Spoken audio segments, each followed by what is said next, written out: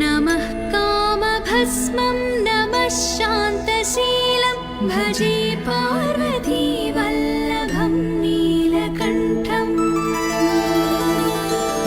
सदा तीर्थसिद्धं सदा भक्तरक्षं सदा शैव पूज्यं सदा शुद्धभस्मं सदा ध्यानयुक्तं सदा ज्ञानतल्पं भजे पार्वतीवल्लभं नीलकण्ठम् वसानं भयानं महास्थानवासं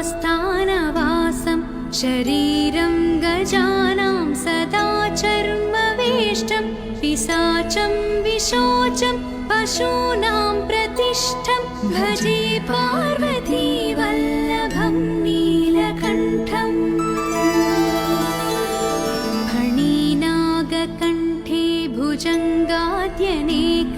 गणेरुण्डमालं